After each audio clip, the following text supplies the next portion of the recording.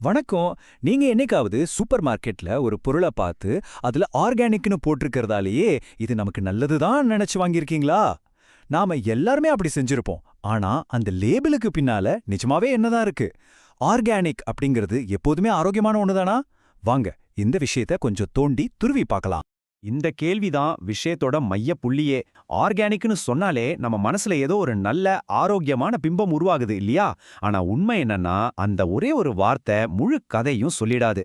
சொல்லப்போனா இதுக்கான பதில் நாம நினைக்கிறத விட ரொம்பவே சிக்கலானது. ஒருவேளை உங்களை ஆச்சரியப்படுத்தவும் கூடும். இங்க தாங்க பிரச்சனையே ஆரம்பிக்குது.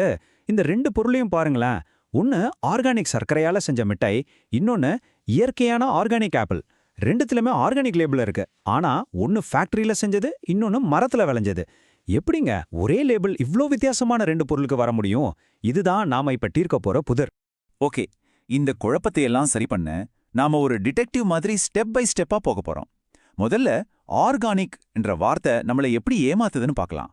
அப்புறம் உணவுகளை புரிஞ்சிக்க ஒரு புது டூலை நான் உங்களுக்கு அறிமுகப்படுத்துறேன். அதை வச்சு ஆர்கானிக் உணவுகளோட இன்னொரு பக்கத்தை பார்க்கலாம். கடைசியா இந்த அறிவை வச்சு கடைகள்ல எப்படி ஸ்மார்ட்டா ஷாப்பிங் பண்றதுன்னு கத்துக்கலாம்.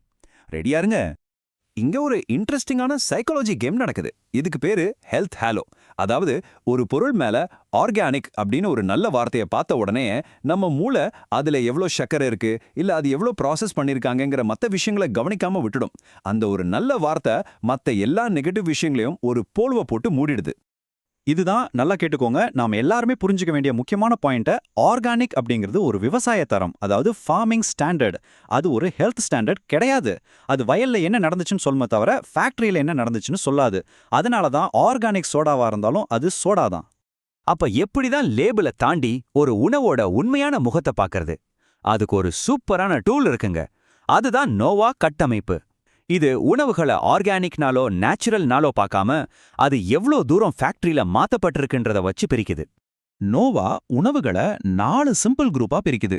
குரூப் 1 இது இயற்கையில இருந்து நேரா வர்றது, பழம், காய், மீன் மாதிரி. குரூப் 2 இது குரூப் 1 உணவுகளை சமைக்க உதவுற பொருட்கள், எண்ணெய், உப்பு, சர்க்கரை. குரூப் 3 இதுல வர்றது சில சிம்பிளான மாற்றங்களுக்கு உள்ளான உணவுகள். உதாரணத்துக்கு பால்ல இருந்து சீஸ், இல்லனா கோதுமையில இருந்து பிரெட். குரூப் 4 இவங்க கிட்ட தான் நாம ஜாகிரதையா இருக்கணும். இவங்க தான் ஃபேக்டரியில பல கெமிக்கல்ஸை சேர்த்து உருவாக்குற அல்ட்ரா ப்ராசஸ்டு உணவுகள். இப்போதான் மேட்ரே இன்ட்ரெஸ்டிங் ஆக போகுது. ஆச்சரியமான விஷயம் என்னன்னா, ஆர்கானிக்ன்ற லேபிள இந்த 4 நோவா குரூப்ல இருக்கிற எந்த உணவும் மேலேயும் ஒட்ட முடியும். இதை ஈஸியா புரிஞ்சுக்க நம்ம கிச்சனையே ஒரு உதாரணமா எடுத்துக்கலாம் வாங்க. நம்ம கிச்சன்ல குரூப் 1 ஆர்கானிக் உணவுகள் தான் ஆரோக்கியமான சாப்பாட்டுக்கு பேஸ்மெண்ட், அதாவது அஸ்திவாரம். இதுதான் நாம சமைக்க பயன்படுத்துற உண்மையான முழுமையான மூலப்பொருட்கள். அடுத்தது குரூப் 2 பொருட்கள். இவங்க நம்மளோட சமையலுக்கு சுவைய கூட்டுற என்ஹான்சஸ். இவங்க இல்லாம சமையல் முழுமையாகாது. குரூப் 3 உணவுகள் நம்மளோட ஹெல்பர்ஸ், நம்ம வேலையை ஈஸியாக்குறவங்க. உதாரணத்துக்கு டப்பாவில் வாங்குற ஆர்கானிக் கொண்டக்கடலை, இது சிம்பிளா ப்ராசஸ் பண்ணியிருந்தாலும் அதோட அடிப்படை தன்மை மாறாம இருக்கும். கடைசியா நம்ம கிச்சனுக்குள்ள யாருக்கும் தெரியாம நுழையிற வில்லன்கள், அதாவது ஊடுருவல்காரர்கள். இவங்க தான் குரூப் 4 உணவுகள். இதுல இருக்கிற பொருட்கள் ஆர்கானிக்கா இருக்கலாம், ஆனா இதெல்லாம் ஃபேக்டரியில பல கட்ட ப்ராசஸிங்குக்கு அப்புறம் நம்மளால வீட்ல செய்யவே முடியாத அளவுக்கு சிக்கலான கலவையா மாத்தப்பட்டிருக்கும். இந்த டேபிள பாருங்க. நம்ம பேசுனது எல்லாம் கிறிஸ்டல் கிளியரா புரியும். பாத்தீங்களா? குரூப் 1ல ஆர்கானிக் பிரவுன் ரைஸ் நம்ம சாப்பாட்டுக்கு அஸ்திவாரமா இருக்கு. ஆனா அதே சமயம் குரூப் 4ல ஆர்கானிக் வேகன் நகெட்ஸ் ஒரு ஊடுருவல்காரனா இருக்கு. மூலப்பொருள் ஆர்கானிக்கா இருந்தாலும் அது எந்த குரூப்ல வருதுங்கிறது தான் அதோட உண்மையான கேரக்டரை முடிவு பண்ணுது. சரி, அப்போ ஆரோக்கியமான ப்ராசஸிங்குக்கும் ஃபேக்டரி ப்ராசஸிங்குக்கும் இருக்கிற வித்தியாசத்தை எப்படி ஈஸியா கண்டுபிடிக்கிறது? இதுக்கு ஒரு சிம்பிள் டெக்னிக் இருக்கு. அதுக்கு பேரு கிச்சன் ஃபில்டர். இந்த ஒப்பீட்டை பாருங்க. இடது பக்கம் இருக்கிறதெல்லாம் நம்ம வீட்ல பண்ற வேலை, நறுக்கிறது, வேக வைக்கிறது, கலக்கிறது. இப்போ வலது பக்கம் பாருங்க, இதெல்லாம் ஃபேக்டரியில பண்ற வேலை.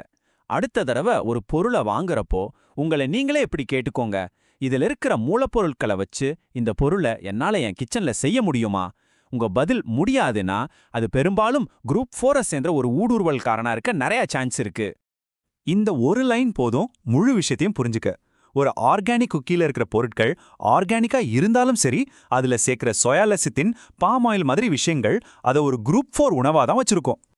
சரி, இவ்ளோ கத்துக்கிட்டோமே, இதை நம்ம ஷாப்பிங் வண்டியில எப்படி கொண்டு போய் சேர்க்கறது? வாங்க, கடைக்கு போறப்போ உங்களை ஒரு ஸ்மார்ட் கன்சியூமரா மாத்துற சில சிம்பிள் டிப்ஸை பார்க்கலாம். உங்களுக்காக 4 சிம்பிள் ரூல்ஸ். 1. வெறும் ஆர்கானிக் லேபிள மட்டும் பார்க்காதீங்க, அது எந்த நோவா குரூப்ல வரும்னு யோசிங்க. 2. குரூப் 4 ஆர்கானிக்கை விட குரூப் 1 ஆர்கானிக் எப்பவுமே பெட்டர். அதாவது ஆர்கானிக் மிட்டாய்க்கு பதிலா ஆர்கானிக் ஆப்பிளை எடுங்க. 3. குரூப் 1 உணவுகளை குரூப் 2 பொருட்களை வச்சு நீங்களே சமைக்கிறது தான் பெஸ்ட். 4. ஒரு பொருளோட இன்கிரீடியன்ட் லிஸ்ட் ரொம்ப நீளமா வாயில நுழையாத பெயர்களோட இருந்தா அதை தவிர்த்துறது நல்லது. இந்த டேபிள்ல இருக்கிறது தான் ஒரு பெர்ஃபெக்ட்டான ஆர்கானிக் பயணத்தோட ப்ளூ பிரிண்ட். குரூப் 1 பொருட்களை வாங்கி குரூப் 2 பொருட்களை வச்சு சமைச்சு குரூப் 3 முறைகளை பயன்படுத்தி பாதுகாத்தீங்கன்னா உங்க சாப்பாடு சத்தானதாவும் ஆரோக்கியமானதாவும் இருக்கும். இதுதான் உண்மையான ஆர்கானிக் லைஃப் ஸ்டைல். இந்த பகுதியை முடிக்கிறதுக்கு முன்னாடி உங்களுக்காக ஒரு சின்ன கேள்வி. உங்க கிச்சன்ல ஒளிஞ்சிருக்கிற ஒரு ஊடுருவல்காரன், அதாவது ஒரு ஆர்கானிக் அல்ட்ரா ப்ராசஸ்ட் உணவு எதுன்னு கொஞ்சம் யோசிச்சு பாருங்க. இந்த வாரம் அதை ஒரு உண்மையான குரூப் 1 அல்லது குரூப் 3 உணவா மாத்த முடியுமா? உங்க உணவு பயணத்துல இந்த சின்ன மாற்றம் ஒரு பெரிய தொடக்கமா இருக்கலாம்.